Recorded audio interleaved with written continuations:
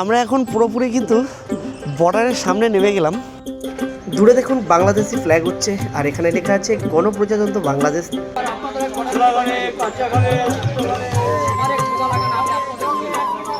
আমার এই ভিডিওটা যদি কোনো বাংলাদেশি দর্শক দেখে থাকেন অবশ্যই কিন্তু কমেন্ট করে জানাবেন।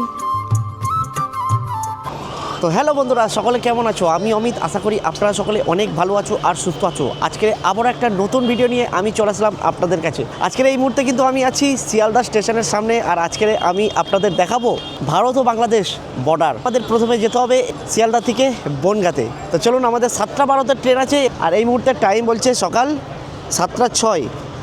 হাতে মাত্র আর 6টা মিনিট টাইম আছে। তো চলুন ভিতরে যাই, ভিতরে গিয়ে কিন্তু আমরা এখন টিকিট কাটবো। স্টেশনে ঢুকে আমরা টিকিট কেটে নিলাম।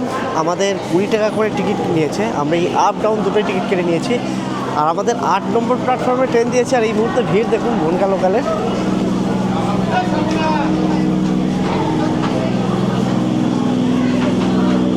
প্রচণ্ড লেভেলের ভিড়, জানি না আমি সিট পাবো কি। তো চলুন ট্রেনে উঠে পড়ি আপাতত। শিয়ালদা থেকে আমাদের এই ট্রেন ছেড়ে দেওয়ার পর বিধাননগর, দমদম আরও বেশ কিছু স্টেশন পার করে আমরা পৌঁছে গেলাম বনগাঁ স্টেশনে। সত্যি কথা বলতে চারিদিকে সবুজ অরণ্য, আর কি সুন্দর দেখুন ধানক্ষেত, অসাধারণ লাগছে।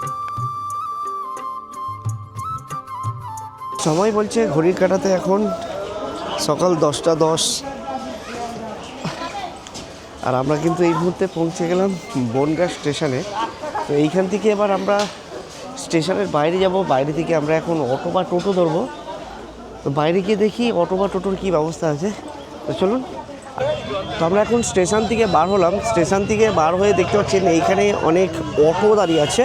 আমরা এই সব অটো করেই কিন্তু এখন যাব বর্ডারের উদ্দেশ্যে। আর আমাদের ভাড়া নিচ্ছে কিন্তু মাথা পিছু 50 টাকা করে। স্টেশন থেকে আমরা এখন এরকম একটা অটোতে উঠে পড়লাম। তো স্টেশন থেকে বেনাপোলের দূরত্ব প্রায় 9 কিলোমিটার, আর সময় লাগবে 20 মিনিটের মতন। আর আমাদের ভাড়া নিচ্ছে কিন্তু মাথা পিছু 50 টাকা।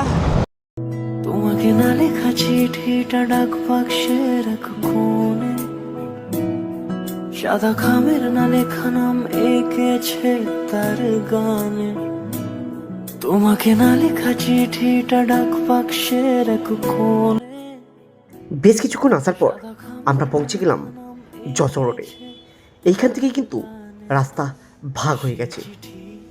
এটি হলো সেই যশোর রোড, যে যশোর রোডে আসলেই আপনাদের মুগ্ধ করবে এই চারিদিকের প্রকৃতি, যেটি অবস্থিত উত্তর 24 পরগনা জেলার বনগাঁ শহরে।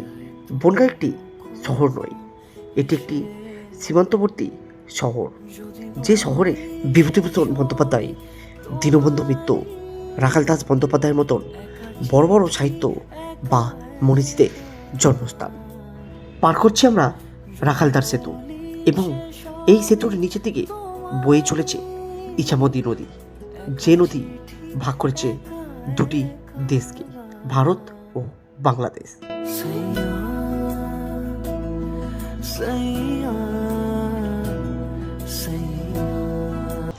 আমরা এখন পুরোপুরি কিন্তু বর্ডারের সামনে নেমে গেলাম। আর সবথেকে ভালো লাগলো এই যে ড্রাইভার কাকুকে দেখে, এনার ব্যবহার কিন্তু খুব ভালো।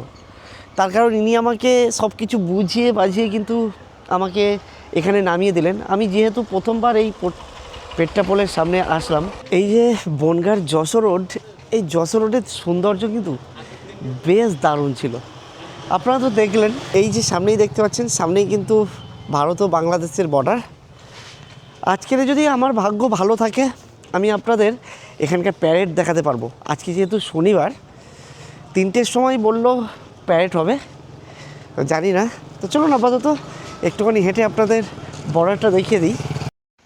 এই হলো দেখুন ভারত ও বাংলাদেশের বর্ডার। সব বিএসএফরা দাঁড়িয়ে আছে দেখুন। তো আমি এখন যেখানে দাঁড়িয়ে আছি, এটা কিন্তু পুরো একদম 0 পয়েন্ট। এটি কিন্তু ভারত আর বাংলাদেশের বর্ডার। সামনে আপনাদের দেখাতে পারলাম না, তার কারণ ওখানে ভিডিওগ্রাফি অ্যালাউ নেই। তো কিছু ফটো ক্লিক করেছি, সেটি আপনাদের স্ক্রিনেতে তুলে ধরলাম। তো দেখুন বেশ ভালো লাগছে এখানে এসে। তো জানি না কবে বাংলাদেশ যেতে পারবো, খুব ইচ্ছা আছে বাংলাদেশে যাওয়ার। আমার কোনো বাংলাদেশি দর্শক যদি ওপার বাংলা থেকে এই ভিডিওটি দেখে থাকেন অবশ্যই কিন্তু কমেন্ট করে জানাবেন। মানে একবার ভেবে দেখুন, মাটি এক, আকাশ এক, সব কিছু এক। এনারা কিন্তু ইমিগ্রেশন করে আসছে, এনারা কিন্তু ভারত থেকে বাংলাদেশে যাচ্ছে। দেখুন এনাদের ইমিগ্রেশন কমপ্লিট হয়ে গেল, এনারা এবার এখান থেকেই যাবে। আর এখানকার যে বিএসএফ, সেই বিএসএফের কাছ থেকে আমরা জানতে পারি, আমি যেখানে এসেছিলাম এই যে বর্ডার 0 পয়েন্ট, এখানে কিন্তু খুব সুন্দর নাকি প্যারেড হয়। তো ইলেকশানের জন্য সেই প্যারেডগুলো এখন বন্ধ আছে, আবার নাকি পরে চালু হবে। যেখানে আমি দাঁড়িয়েছিলাম ওখান থেকে আমি দেখতে পাচ্ছিলাম ওপারে বাংলাদেশের মানুষরা দাঁড়িয়ে আছে, বাংলাদেশের ফ্ল্যাগ উঠছে, ইন্ডিয়ার ফ্ল্যাগ উঠছে, আর ওখানে লেখা আছে গণপ্রজাতন্ত্র বাংলাদেশ। বেশ কিন্তু দেখে ভালো লাগছিল।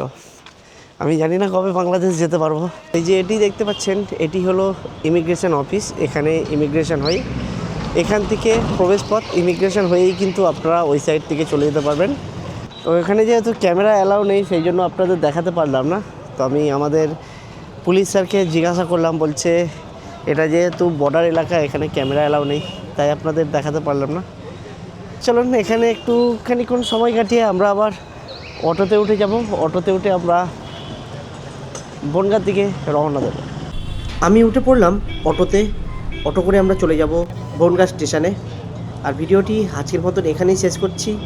ভিডিওটি কেমন লাগলো অবশ্যই কিন্তু কমেন্ট করে জানাবেন। আর আপনাদের যদি কোনো মতামত থাকে আমাকে অবশ্যই কমেন্ট করে জানাতে পারবেন। সকলে ভালো থাকবেন, সুস্থ থাকবেন। আবারও দেখা হবে নতুন কোনো জায়গায়, নতুন কোনো গল্পে। আজকের মতন সকলকে টাটা।